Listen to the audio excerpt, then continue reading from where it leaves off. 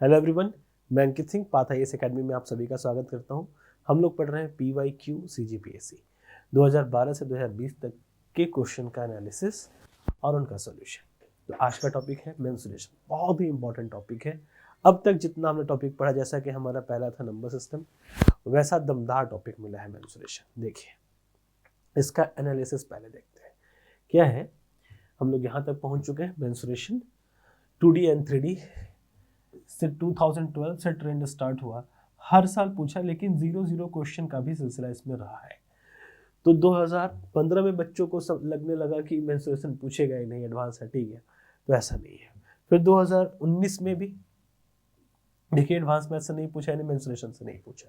उसके बाद हर बार जब भी पूछा है तब 2, 3, 5, लास्ट टाइम तो 5 ही क्वेश्चन मेंस्ट्रुएशन से, यानी मेंस्ट्रुएशन से 3 ही थे, 2 क्वेश्चन ज्योमेट्री से कह लो, ज्योमेट्रिकल कंस्ट्रक्शन से कह लो, उससे क्वेश्चन था। तो सभी क्वेश्चन को हम लोग देखते हैं, यानी थोड़ा बहुत ज्योमेट्री का भी आपको नॉलेज होना चाहिए, मेंस्ट्रुएशन का तो नॉलेज होना ही होना चाहिए। आइए स्टार्ट करते हैं। 2020 के 5 क्वेश्चन जो पूछे गए उसको देखते हैं।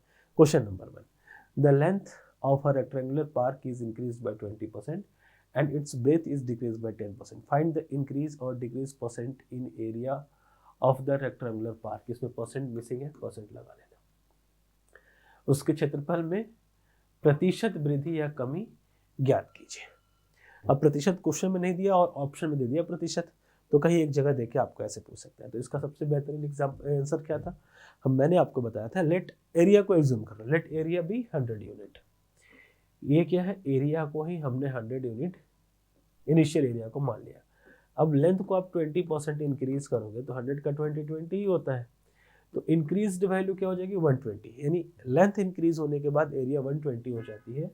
इसके बाद ब्रेथ में कमी होगी 10% की, तो अब इंक्रीज्ड एरिया से 10% की कमी होगी, डिक्रीज होगा, तो ये कितना हो जाएगा, 12 की कमी हो जाएगी। 20 बढ़ा, 12 घटा, तो फाइनली 108 इसका एरिया बचेगा। तो देखो, पहले 100 था, अब 108 है, तो 8 का फाइनली इंक्रीज है ना, तो हम कह सकते हैं 8% इंक्रीज। यहाँ से भी कर सकते हो 20 और -12 यानी 8 का इंक्रीज। ओके, हमारा ऑप्शन सी हो जाएगा। दूसरा तरीका ये बताया था कि आप +20 -10 फिर +20 into -10 divided by 100, 0 0 0 0 cancel, 20 - 10 is 10 plus minus -2 यानी 8% इंक्रीज। प्लस का मतलब इंक्रीज। तो आप एक्स वाई वाला फॉर्मूला भी लगा सकते हो, जो कि ये वाला है। और पूरा एक्सप्लेनेशन के लिए टाइम लगेगा, और प्रीलिम्स में आपको इतना टाइम नहीं देना है, मेंस वाले में हम इसका पूरा एक्सप्लेनेशन करेंगे। नेक्स्ट क्वेश्चन देखिए, ये भी 2020 का क्वेश्चन है। If length and breadth and height of a rectangular box are in the ratio 5:3, LBH length, breadth and height of a rectangular box are in the ratio 5:4:3. 5:4:3. Okay, and its volume is 12960, यानी volume 12960 centimetre cube. Then length of the rectangular box will be, इस box का length क्या होगा, L। तो कैसे find करेंगे, volume दिया हुआ है, तो वॉल्यूम क्या होता है, LBH, L into B into H is equal to 12960 दिया हुआ है। ओके, तो हम क्या करेंगे, अब इसको मल्टीप्लाई करा लेंगे। यहाँ पे LBH हमको तो दिया ही है, लेकिन LBH रेशियो में है, इस बात का ध्यान रखना है। इसका मतलब ये 5x है, ये 4x है, ये 3x है। तीनों को मल्टीप्लाई करेंगे तो क्या मिलेगा, 5 4 20 23 60x क्यूब।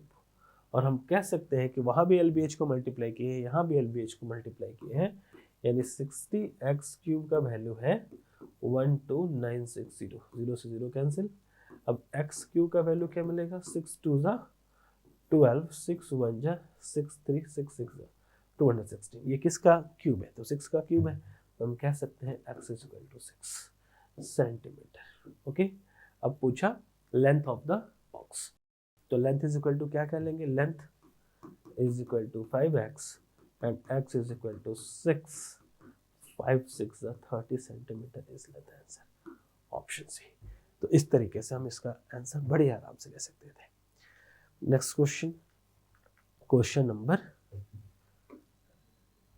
33 इन पीएससी में 35 नंबर पे था ये क्वेश्चन। एक बेलनाकार स्तंभ का वक्र पृष्ठीय क्षेत्रफल 264 मीटर स्क्वायर है। एक बेलनाकार स्तंभ यानी सिलेंडर, वक्र पृष्ठीय क्षेत्रफल LS है या ऐसे कर्व सरफेस एरिया CS है। CS कितना दिया हुआ है 264 metre square and its volume is 924 metre cube. Find the ratio of diameter and height, यानी डायमीटर एंड हाइट का रेशियो हमें चाहिए। हमने सारी चीज़ों को लिख लिया जो क्वेश्चन में दिया हुआ था।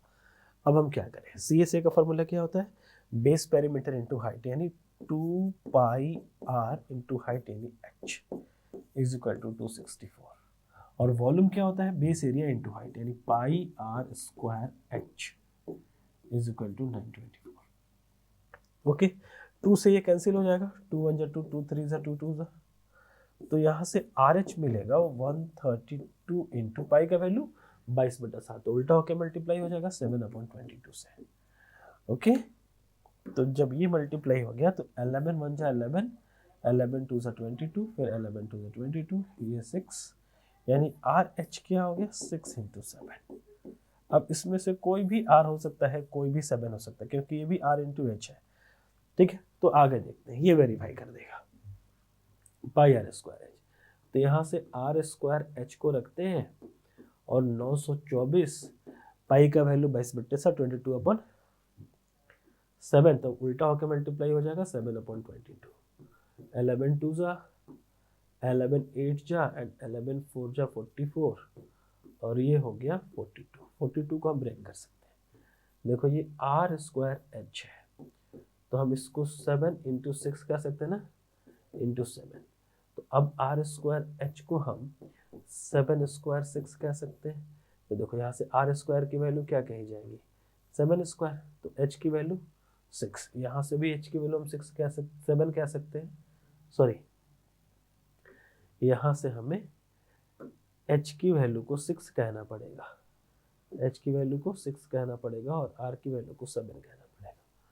तो R डायमीटर चाहिए हमें, तो डायमीटर क्या होता है 2 into R, 2R is to H कितना हमारा निकला है 6, तो 2 इंटू 7 यानी 14 इज टू 6, ये 7 is to 3 is our correct answer. Option B 7 is to 3 हमारा करेक्ट आंसर हो जाएगा। क्लियर, आइए आगे देखा जाए। 2020 से फिर से क्वेश्चन आपको आएगा। ये देखो, ये मेंसुरेशन से क्वेश्चन कह सकते हो, लेकिन ट्रायंगल के बेसिक फॉर्मेशन को दिया है। Triangle ABC, in triangle ABC A is equal to 48 degree. एक हम ट्रायंगल बनाते हैं, देखो ट्रायंगल में ही समझ जाओगे, बड़ा ही आसान सा इसका आंसर होता है। Triangle A is equal to 48 degree, जिस 48 को इधर लिखते हैं, एक बार फिर से मैं ड्रॉ करता हूँ। If ABC A is equal to 48 degree given, angle B and angle C के द्विभाजक I पर मिलते हैं।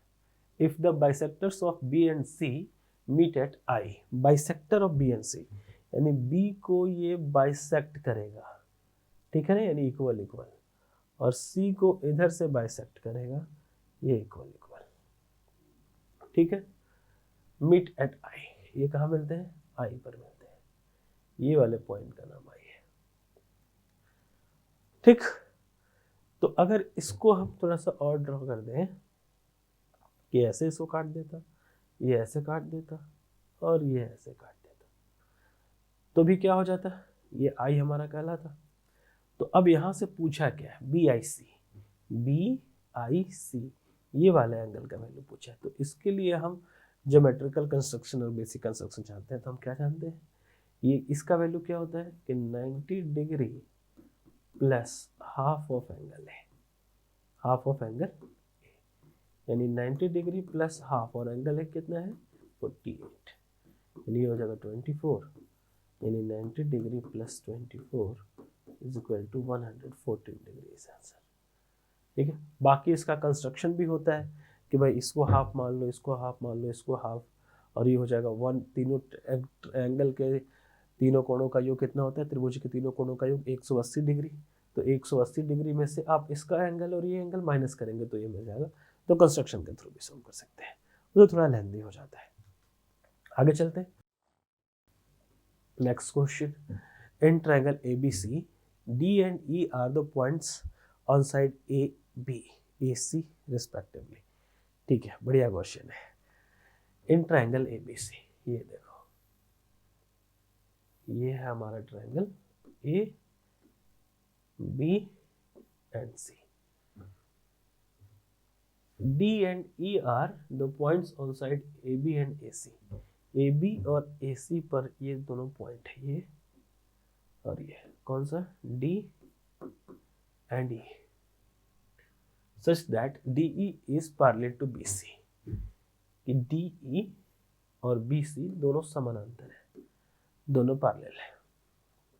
Okay, such that DE is parallel to AD is to BD, AD is to BD 3:4, AD 3 तो BD 4। Then what is the ratio of area of triangle ADE to that of area of trapezium? यानी area of triangle ADE divided by area of trapezium DECB, यही हमें find करना है। सब कुछ हमने लिख लिया है।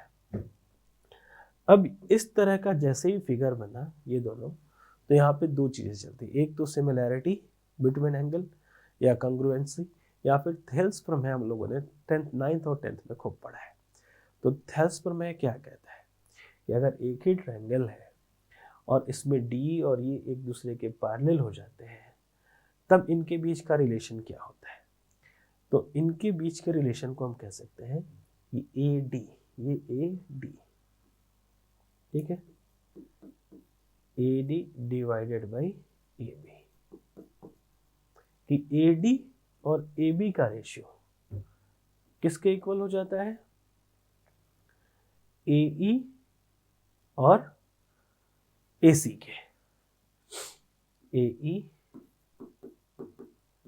डिवाइडेड बाई AC और DE का रेशियो BC से। ये सभी के सभी बराबर होते हैं, ठीक है। एक चीज और निकल के आता है कि इसमें से किसी का अगर एरिया चाहिए, कि हमें किसका किसका एरिया चाहिए, अगर हमें चाहिए एरिया ऑफ ट्रायंगल ADE, छोटे वाले का पूरे बड़े वाले से, एरिया ऑफ ट्रायंगल ABC, तो इसमें से हम इन तीनों में से किसी का भी स्क्वायर कर सकते हैं। क्या रूल कहता है, AD upon AB, AE upon AC और D अपॉन BC। ये किसके अकॉर्डिंग हो रहा है, थेल्स प्रमेय के अकॉर्डिंग हो रहा है, थेल्स थ्योरम। ओके, कुछ भी कर लो हो जाएगा। तो एक बार हम एरिया फाइंड कर लेते हैं। और देखो हमको चाहिए DECB, देखो हमको चाहिए DECB, हमको इसका और इसका चाहिए। तो हमें छोटे वाले का निकाल के बड़े वाले में से अगर इसका एरिया माइनस कर लें, कि अगर हम ABC से हम ADE का एरिया माइनस कर लेंगे तो हमें मिल जाएगा DECB का एरिया। बात समझ में आ रही है ना। तो हम वही करने जा रहे हैं। अब हमें उसका एरिया चाहिए, तो इसमें से किसी का भी दिया है क्या, तो देखो AD कितना है 3, तो AB कितना हो जाएगा 3 + 4 7 हो जाएगा ना।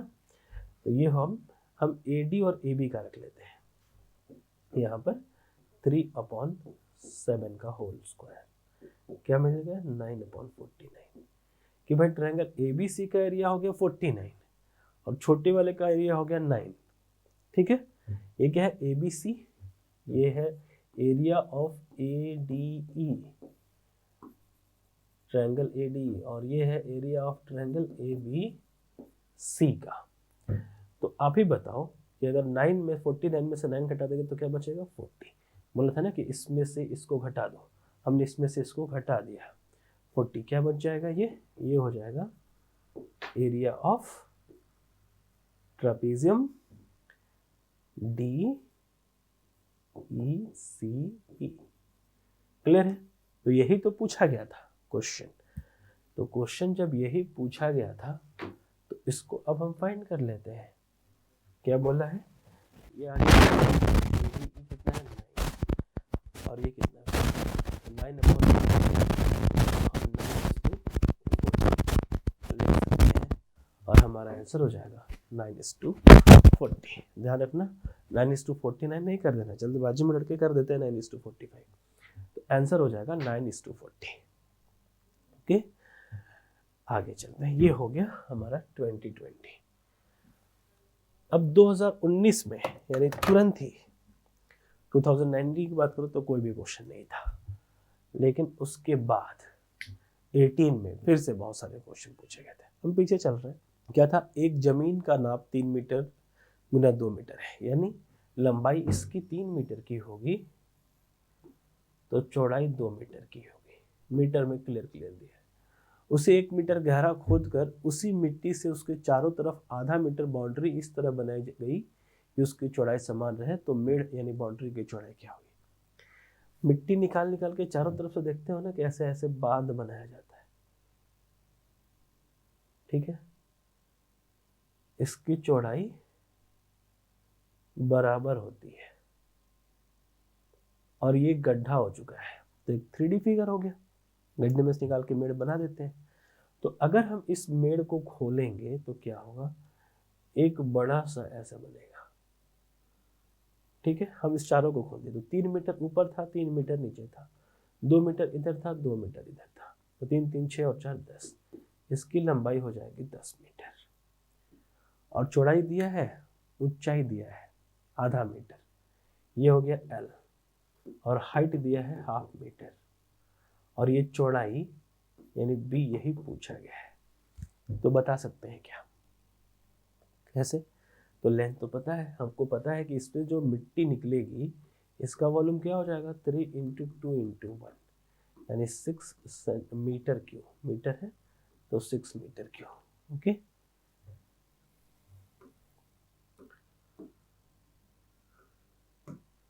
ये हो जाएगा 6 मीटर क्यूब। तो हम कर सकते हैं कि इसका वॉल्यूम इसके वॉल्यूम के इक्वल होगा, क्योंकि जितना मिट्टी उसमें से निकलेगा उसी से ये बांध बनेगा, यानी 6 metre cube is equal to this LBH, L is equal to 10, B हमें नहीं पता, H इज इक्वल टू 1/2। मिल जाएगा क्या, लेकिन हाँ ये कितना हो जाएगा 5, और ये B इज इक्वल टू 6/5। देखो ये भी मीटर था और ये भी 1/2 मीटर था, तो मीटर से ये कैंसिल, मीटर स्क्वायर, तो इतना मीटर बचा। तो इसका बेस कितना हो जाएगा 6/5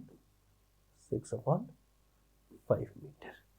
इसकी जो चौड़ाई है ना वो 6.5 मीटर की हो जाएगी, यानी इसमें से कोई नहीं, नॉन ऑफ दिस हमारा आंसर होना चाहिए। क्लियर, चलिए आगे चलते हैं। 18, in a circle of radius A, in a circle of radius A, ये एक सर्कल है, इसका रेडियस A है। Okay, the square of maximum size is drawn, then the ratio of area of circle and the area of square will be. इसमें maximum size का square बनाया जाता है। अब इसका देखो, ये कितना है रेडियस A बोल दिया, तो इसको हम क्या कह लेंगे साइड ऑफ स्क्वायर, और सारा का सारा साइड बराबर होता है। पूछा क्या है, area of circle and area of square, circle is to square, area of circle और एरिया ऑफ स्क्वायर पूछा गया है।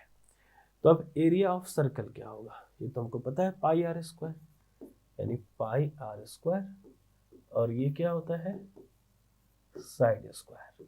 तो ये पाई आर की जगह पे ए स्क्वायर कर दिया है और हमें साइड चाहिए। अब साइड कैसे मिलेगा?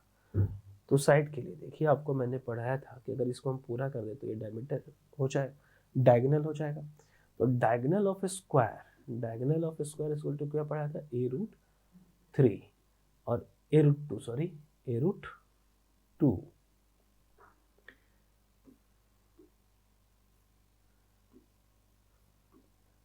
डायगोनल ऑफ स्क्वायर ज़्यादा अच्छा है कि हम लिख लें साइड √2। ओके, अब साइड √2, जब ये आर ए था इधर, तो इधर भी ये होगा ना, तो ये पूरा d इज इक्वल टू क्या हो जाएगा? 2a हो जाएगा, यानी side √2 is equal to 2a। ठीक है, तो साइड इज इक्वल टू क्या हो जाएगा? 2a/√2। बोलो हाँ, होगा ना? Side is equal to 2a/√2। अब यहां पर हम करेंगे 2a/√2 का होल स्क्वायर। अब pi a square is two 4a²/2, 2 2 = 4, a square से a स्क्वायर कैंसिल। अब इधर बचा पाई और इधर बचा 2। ये रेशियो होगा, लेकिन रेशियो ऐसे नहीं बोला है, इस फॉर्म में बोला है। तो क्या आ गया? ये रेशियो सर्कल पहले है, तो यानी सर्कल अपॉन स्क्वायर ये होगा। तो सर्कल कितना है? पाई, स्क्वायर का कितना है? 2। तो पाई/2 इज हमारा आंसर हो जाएगा। करेक्ट आंसर क्या होगा? पाई/2। अच्छा लगा? क्वेश्चन नंबर नेक्स्ट 2018 का है 51।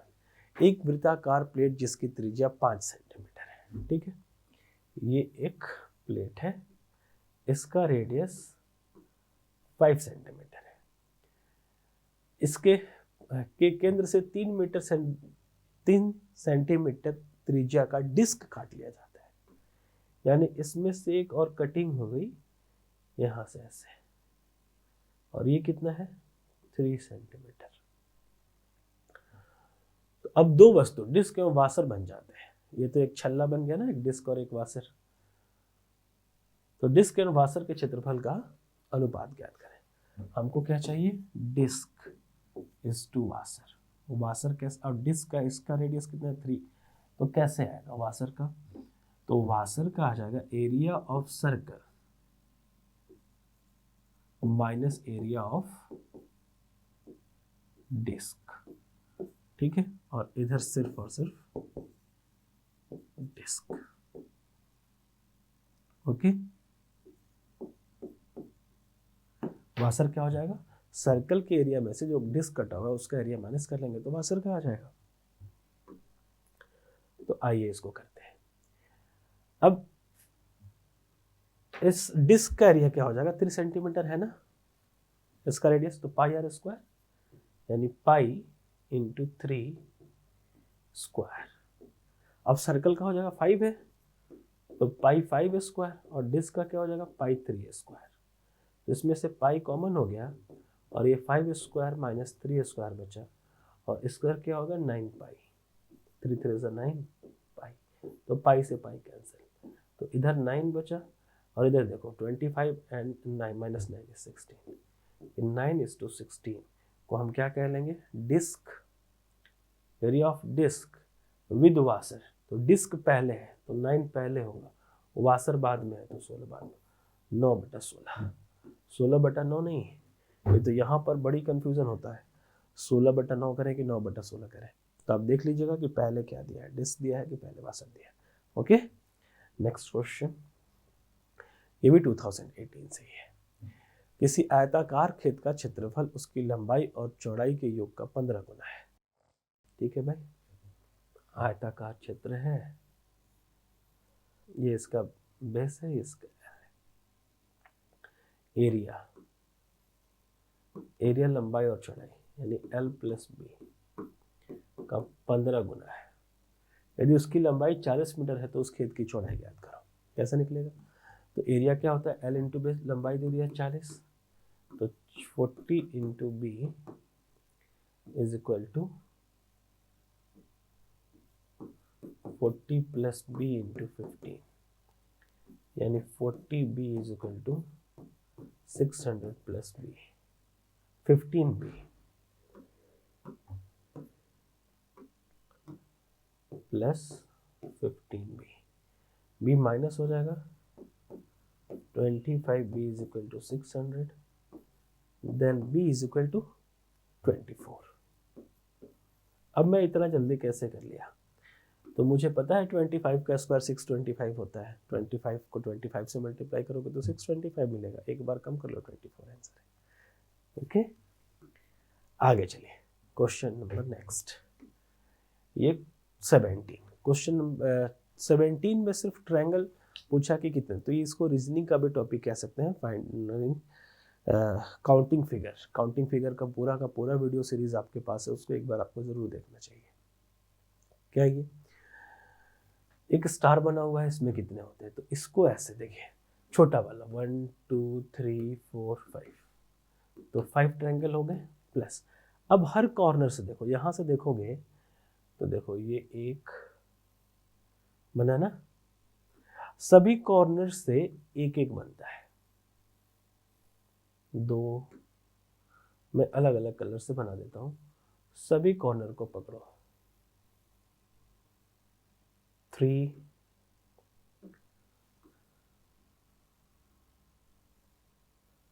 4 देखना, कोई भी रिपीट नहीं होगा। 4 एंड लास्ट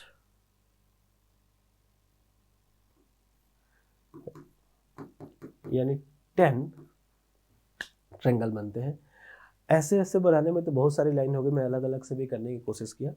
तो इसका सबसे आसान सा तरीका होता है, कहीं भी इस तरीके वाला स्टार मिले तो ये कितने होते हैं? 1 2 3 4 5, सिंपली 5 है तो इसका डबल कर दो, 10 आंसर हो जाता है।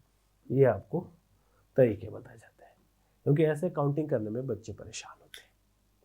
चले आगे, 17 हो गया। 17 में एक ही क्वेश्चन था। सीमा के पास 18 मीटर लंबा कपड़ा है, ठीक है भाई।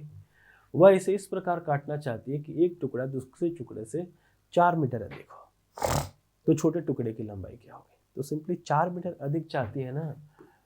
ऐसा करो ना कि 18 संतरे हैं किसी के पास, 2 भाइयों में बांटना है, लेकिन एक भाई को दूसरे भाई से 4 अधिक चाहिए, तो भाई पहले उसको उतना दे दो, जितना चाहिए उतना दे दो। 4 कितना बचा? 14। अब इसको आधा आधा कर दो, 7 + 7। अब एक को दे दिए थे 4 एक्स्ट्रा, तो 11 और 7 में बांट दो।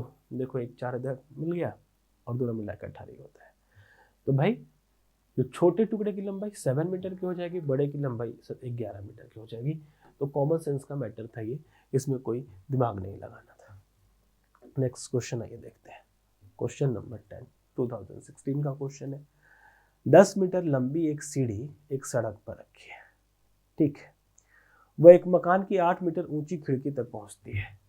ये मकान है 8 मीटर का, और जो सीढ़ी है वो 10 मीटर का है। ये मान लेते हैं सड़क है 10 मीटर का है, तो ये सीढ़ी इस मकान तक पहुंच सकती है।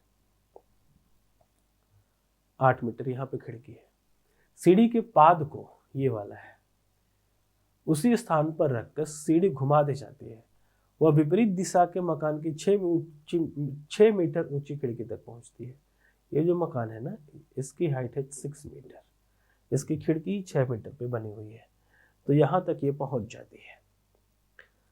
तो ठीक है, इसको हम घुमा के इधर लगाते हैं, इधर लगाएंगे तो ये 6 मीटर तक पहुंच जाएगी। तो सड़क की चौड़ाई, यानी यहां से लेकर यहां तक का लेंथ पूछा गया है, सड़क की चौड़ाई कितनी है?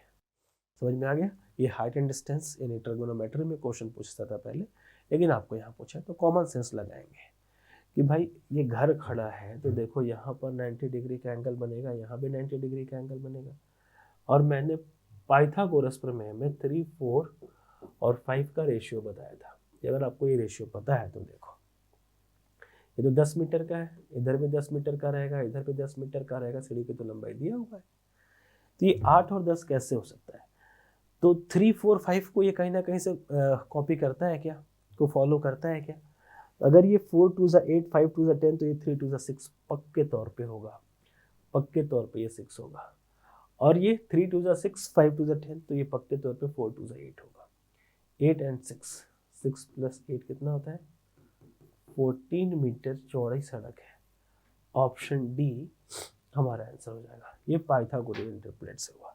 आपको पाइथागोरस ट्रिपलेट नहीं पता है तो आप क्या करेंगे, ये 90 डिग्री का है तो ये 10, आप थ्योरम लगाएंगे, ये 10 square minus 8 square is equal to, अब यहाँ से यहाँ तक का नाम देंगे। अगर ये ए है, ये बी है, ये सी है, ये डी है, ये ई है, तो A B square, then A B is equal to under root 100 minus 64, 64 36, तो ए बी कितना हो गया? 6 सेंटीमीटर। वैसे इसको भी 8 सेंटीमीटर फाइंड करोगे तो आंसर हो जाएगा। तो ट्रिपलेट में कई बार बोल रहा हूँ कि ट्रिपलेट्स को ध्यान पे रखिए, आपको ट्रिगोनोमेट्री नहीं पढ़नी पड़ेगी। अब देखो 2 क्वेश्चन एक ही साथ पूछा है 16 में। अब इसको भी रीजनिंग का क्वेश्चन कह सकते हो, लेकिन क्यूब और ट्रू वर्ड से है इसलिए मैं यहाँ लेकर आ गया हूँ। 5 सेंटीमीटर कोर वाले घन के सभी 6 फलकों को लाल रंग से रंग दिया जाता है, पुनः उसे 125 इकाई घनों में काट दिया जाता है, यानी 125 छोटे छोटे टुकड़ों में काट दिया जाता है। बिना रंग वाले फलकों वाले घनों की संख्या क्या? देखो हम क्यूबॉइड कैसे बनाते थे, क्लास में अगर आप होंगे तो आपको याद आ रहा होगा। देखिए हम एक स्क्वायर बनाएंगे और इसके सेंटर से एक इसी साइज का एक और स्क्वायर बनाएंगे। दिख रहा है क्या ये नीचे वाला लाइन? और ऐसे ऐसे सब जब रेड कलर में कलर किया गया है तो हम रेड कलर से ही बना लिए। ये हमारा क्यूब हो गया और सभी की साइड्स कितनी थी? 5 सेंटीमीटर। सभी के सभी किनारे 5 सेंटीमीटर के थे। अब इसको कट करना है 125 टुकड़ा में, यानी 5 का क्यूब, तो क्यूब कटिंग होता है, ये आपको अब पता होना चाहिए कि 125 unit, then cut into 125 unit cubes. तो हम काटते हैं, यानी सब एक एक का कटेगा। 5, देखो ये 5 है, ये 5 है, ये भी 5 है, तो 5 इंटू 5 इंटू 5 125 होता है। तो 1 2 3 4 5 मार्क्स आप इस पर भी लगा लीजिएगा, 2 3 4 5, और जैसे है वैसे ही इसको कट कीजिए। थोड़ा सा मेरा हाथ हिल रहा है आज, ऐसे। फिर इसको इस लाइन से मिलाइए, 2 3 4 5। पहले मार्किंग कर लीजिएगा कि आपको कहाँ नीचे आना है, नहीं तो ये टेढ़ा बन जाता है। ऐसे कट गया, एक बार ऐसे ऐसे ऐसे ऐसे 5 टुकड़े कट गए, फिर ऐसे ऐसे कटेगा। देखो 1 2 3 4 5, 1 2 3 4 5, इक्वल इक्वल आप डिस्ट्रीब्यूट कर लेंगे। 1 2 3 4 5, फिर ऐसे 1 2 3 4 5। देख रहे हो ना कैसे कटिंग हो रही है। अब पतले भी, ये लंबे लंबे फ्रेंच फ्राइज जैसे हो गए। अब इसको हम फाइनली ऐसे ऐसे काटेंगे तो क्यूब छोटे छोटे निकलने लगेंगे। काटते हैं 1 2 3 4 5, 1 2 3 4 5। देखो अब ये रख के हम पूरा ऐसे काटेंगे ना, आज समझ में आ रही है? तो 1 2 3 4 5 एंड 5, 25 पीसेस कट गए। फिर हमने यहाँ से इसको ऐसे काटा, फिर ऐसे काटा, तो 25 पीस और 50, 75, 100 एंड 125। देख लो सभी के सभी पीसेस कट चुके हैं। क्यूब कटिंग बड़े अच्छे से पढ़ाया था, यहाँ पे कम स्पेस है इसलिए ऐसा पढ़ा रहा हूँ। कटिंग तो हो गया, अब क्वेश्चन की तरफ चलते हैं। The number of cubes having colourless faces. अब कलरलेस फेस कहाँ होगा? तो देखो ये कितने टुकड़ों में कटा है? 1 2 3 4 5, और इधर से 1 2 3 4 5। तो ये चारों तरफ इधर से तो नहीं होगा, और फर्स्ट में भी नहीं होगा। कलरलेस क्यूब होगा इस 9 पर और वो भी अंदर, ठीक है, इस पे। तो कलरलेस जब भी 5 का पूछे तो आपको क्या करना है, 5 - 2 यानी 3 का क्यूब 27, ये आंसर हो जाता है। ये अंदर 3 3 9 3 3 6 और 3 9 9 9 18 9 27, ये 27 ऐसे फेसेस होते हैं जिसपे कोई भी कलर नहीं होता। फिर दूसरा क्वेश्चन, प्रश्न संख्या 11 के आंकड़ों से उन इकाई घनों की संख्या जिनका केवल एक फलक रंग है, सिर्फ और सिर्फ 1 कलर। तो 1 कलर तो फेस वाले ही होंगे ना, ये कलर होगा ये, और बाकी हर तरफ से तो इस पे चक्कू चला है, ठीक है। तो जितने भी फेसेस हो गए हैं सभी फेसेस पे 9 9 होंगे जिसपे सिंगल कलर होगा। तो 9 और फेसेस कितने होते हैं 6, यानी 54 ऐसे होंगे जिस पर सिर्फ सिंगल कलर होगा। तो डबल कलर, ट्रिपल कलर सब कुछ पूछता है कि ऐसे कितने फेसेस होंगे जिस पे 3 कलर होगा। तो सभी कॉर्नर वाले फेसेस पे 3 होता है। तो कॉर्नर्स कितने होते हैं 8 8 3 24 हो जाए, सॉरी 8 कलर पे तो 8 ही होगा, 8 आंसर हो जाता है 3 कलर वाले। तो वैसे ही सब सारी चीज़ें निकलती हैं। एक बार आप वीडियो को देखिए क्यूब कटिंग वाला तो आपको अच्छा लगेगा। चले आइए देखते हैं आगे। फिर 14 का क्वेश्चन, यानी 15 में क्वेश्चन नहीं पूछा गया था, सीधे हम लोग 14 पे पहुंचते हैं। एक कमरा 3 मीटर भुजा वाले घन के आकार का है। कमरे में रखी जाने वाली सबसे लंबी छड़ की लंबाई क्या है? तो डायगोनल ऑफ क्यूब मैंने आपको पढ़ाया था। डायगोनल ऑफ क्यूब क्या होता है, a√3। तो अब इसमें कितना है 3 मीटर भुजा वाले, मतलब side of cube is 3 metre. तो ए को तो साइड ही कहते हैं ना, यानी इसको हम ऐसे भी कह सकते हैं कि साइड और √3। साइड 3 है तो 3√3। फॉर्मूला पता है तो धड़ से आंसर मिल जाएगा, 3√3 मीटर हमारा आंसर है। ओके, क्वेश्चन नंबर नेक्स्ट 2014 से फिर से क्वेश्चन, और फिर से एक बार ट्रायंगल से क्वेश्चन। एक त्रिभुज ABC में BC का मध्य बिंदु H है। ट्रायंगल ABC है, मध्य बिंदु BC, BC का मिडिल पॉइंट है H। इसको हम कलर इसका चेंज कर लेते हैं, इसका है मिडिल पॉइंट। त्रिभुज ABC का गुरुत्व केंद्र P है, तभी P गुरुत्व केंद्र यानी सेंटर ऑफ ग्रेविटी, मतलब सरकम सेंटर। तो ये कैसे बनता है, तो ये अगर सभी लाइंस एक दूसरे को कट करते हुए ऐसे मिलती हैं, यानी लंब समद्विभाजक होता है ये, परपेंडिकुलर बाइसेक्टर। तो जब भी परपेंडिकुलर बाइसेक्टर होता है ना, तो ये ऊपर वाला 2 और 1 में, ये जो लाइन है ना, सभी की सभी लाइंस 2 और 1 में डिस्ट्रीब्यूट हो जाती है। अगर ये 2 होगा तो ये 1 होगा, और अगर ये 2 होगा तो ये 1 होगा। क्लियर? इस रेशियो में इसको बांटता है गुरुत्व केंद्र, ये हमें पता होना चाहिए। अब पूछा है तब AP क्या होगा, AP ये क्या है, कहाँ पर मिलती है बोला है क्वेश्चन ने, P पर, ये P है। तो ये AP ये वाला लाइन पूछा है। तो ये टोटल कितना हो गया 3 का हो गया ना, AH is equal to 3 unit, where AP is equal to 2 unit. ठीक है, तो AP क्या होगा, तो AP 2 unit out of 3 unit of AH, कि AP is equal to 2/3 AH। ये हमारा आंसर होगा। बात समझ में आ रही है कि पूरा 3 था AH और AH में से AP, यानी ये क्वेश्चन ऐसा था, ऐसे भी समझ सकते हो, इसको AP/AH करना था।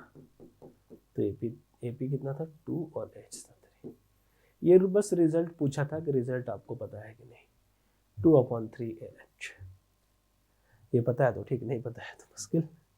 नेक्स्ट क्वेश्चन 2014 से अगेन। टीन की एक आयताकार चादर, एक आयताकार चादर है टीन की,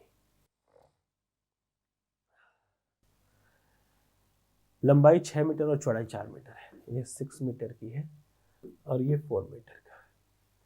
कोनों से 1.5 मीटर लंबाई का वर्ग कार हिस्सों को निकाल लिया जाता है। चादर के बचे हुए भाग को खुले बक्से के रूप में मोड़ दिया गया है। बक्से का आयतन घर मीटर में है। देखो क्या क्या हुआ इसमें।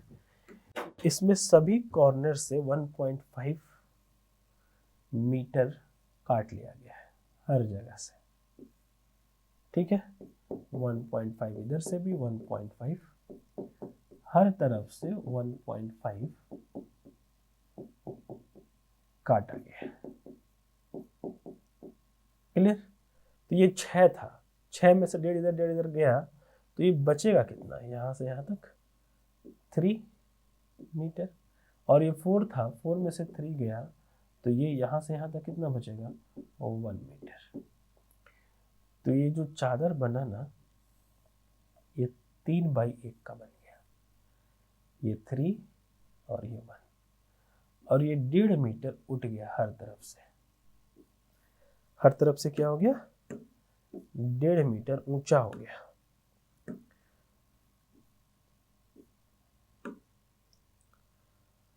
ओके, हम इसको ऐसे मैच करा देते हैं। तो आपको लग रहा होगा ना कि ये बॉक्स जैसा बन गया। तो इसकी ये जो हाइट है ये कितनी है, 1.5। आपको मैं कुछ ऐसे समझाऊं कि देखो, यही वो चादर था